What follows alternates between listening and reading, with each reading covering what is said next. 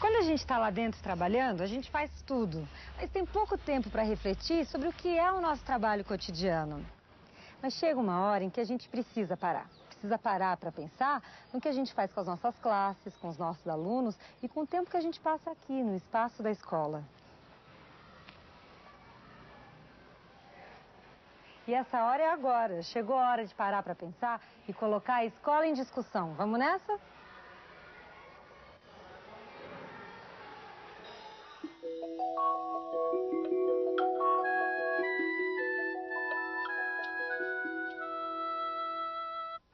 Pois então, se a gente pensar, a gente vai perceber que a escola é como um corpo vivo, né? Como um organismo dinâmico onde os adultos, os jovens e as crianças se relacionam de tudo quanto é jeito. Quer ver? Repare, existem 1000 tipos de relações numa escola. Existem relações entre a criança e a criança, entre a criança e o adulto, entre o adulto e o adulto e muito mais. Porque tem também os relacionamentos entre as pessoas e o conhecimento, entre as pessoas e o espaço, entre as pessoas e o tempo.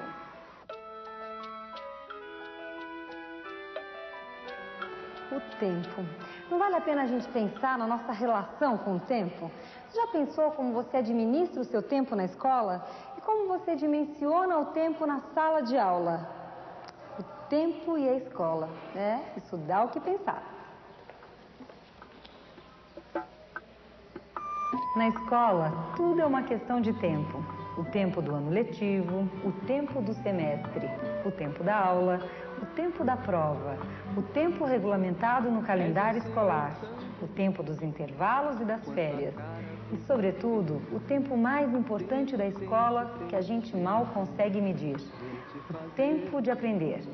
De aprender muita coisa que a gente nem para pensar. Como, por exemplo, quanto tempo o tempo tem? Compositor de destinos, tambor de todos os ritmos. Tempo, tempo, tempo, tempo, entro num acordo contigo. Isso mesmo, quanto tempo o tempo tem? O que você faz em 1 minuto, em 1 hora, em 1 dia, em 1 semana, em 1 mês? O que você faz em 1 ano? Como é que a gente pode fazer o tempo correr a favor do tempo de aprender? Eu estou sempre brigando com o tempo. Eu acho que o tempo na escola é muito pouco, principalmente na escola pública, que você tem 4 horas e que, tirando a entrada, o recreio, as filas, ele acaba durando 3 horas e meia, né? Aqui na escola, as crianças aproveitam o tempo delas ao máximo, tanto em relação à aquisição de conhecimentos, como com relação às atitudes, com relação aos procedimentos que ela vai carregar para a vida toda. Então, em todos os momentos, em todas as áreas do conhecimento, elas têm oportunidade para desenvolver isso. Na passagem de uma atividade para outra, a criança precisa de um tempo para estar se organizando, que é um tempo dela. E que isso, se ocorrer várias vezes, várias mudanças, isso dificulta o tempo. Você perde um tempo com isso. Às vezes eu acho que o tempo ainda é pouco. O período que elas têm de aula é pouco para a demanda de trabalho que a gente tem, de assuntos, das coisas que a gente tem para falar para elas. São 4 horas que a gente procura usar da melhor maneira possível, né? Então eu procuro sempre estar dividindo esse planejamento durante a semana, equilibrando as atividades, tanto das áreas como outras atividades que a gente faz fora da sala, né? Aqui na escola as crianças aprendem, assim, um pouco de tudo. Desde a questão do conhecimento até a questão ou seja, do ser cidadão, de o relacionamento de um com os outros. Pense um pouco, como é que a gente pode avaliar o uso do tempo? O que representa um ano letivo? É muito, é pouco? O tema da nossa reunião de hoje é a construção do nosso projeto pedagógico. O fato é que para aproveitar bem o tempo, a gente precisa saber planejar. Mas não pode ser qualquer planejamento. Não. Planejamento de verdade não é só burocracia. Planejamento de verdade tem que distribuir conteúdos, tem que estabelecer metas, tem que criar novas atividades. Planejamento de verdade tem que avaliar como foi o ano anterior para poder melhorar o ano seguinte. Planejamento de verdade tem que louvar o que bem merece, deixando o que é ruim de lado. O tempo que uma criança passa na escola é um tempo precioso. É um tempo que precisa ser potencializado para que ela possa aprender cada vez mais e melhor. Uma forma de se pensar numa potencialização desse tempo de aprendizagem da criança é o professor poder planejar. E planejar tem a ver com o ato de refletir uma meta, um objetivo, um plano de trabalho.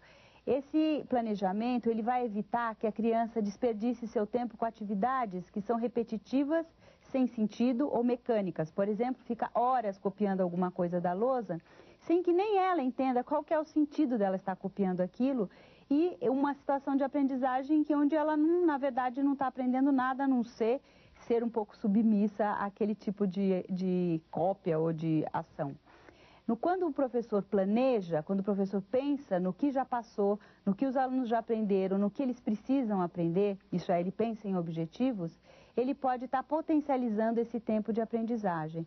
E uma ação importante do professor é parar algum tempo para pensar, para planejar, para fazer atividades em que realmente se construa conhecimentos positivos para a criança. Para saber mesmo aproveitar o tempo, a gente também tem que lembrar do seguinte, que o tempo de aprendizagem não é só o tempo da sala de aula, não, porque a gente também aprende no cotidiano, onde aparece uma situação nova. Se a gente pensar assim, vai ver que uma criança brincando também está aprendendo.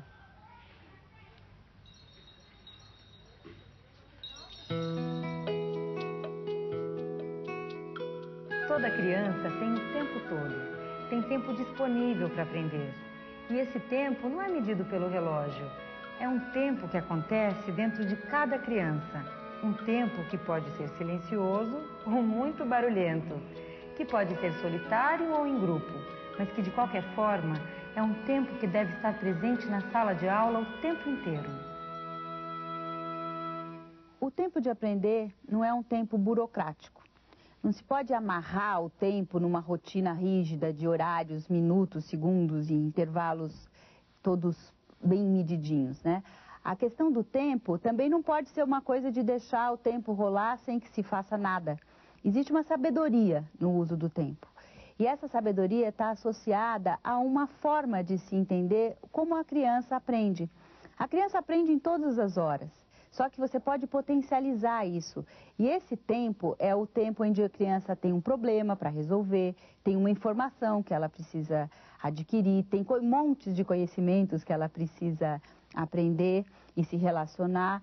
E precisa-se também pensar que a questão do tempo, ela não assim, pensando que uma criança leva 2 minutos, meia hora ou 1 hora para aprender. Precisa também o professor medir um pouco, dependendo da atividade, que a criança às vezes precisa de mais tempo ou de menos tempo. Existe também o tempo individual, que é o tempo de cada criança ou de cada pessoa processar o conhecimento. Esse tempo não é melhor e nem pior do que o outro, é simplesmente uma diferença em que as pessoas têm, uma pessoa diferente da outra na forma de processar o conhecimento. E esse tempo individual deve ser respeitado e, eu diria, conhecido pelo professor. O professor que conhece seus alunos sabe quanto tempo cada aluno leva para processar um conhecimento, uma atividade nova.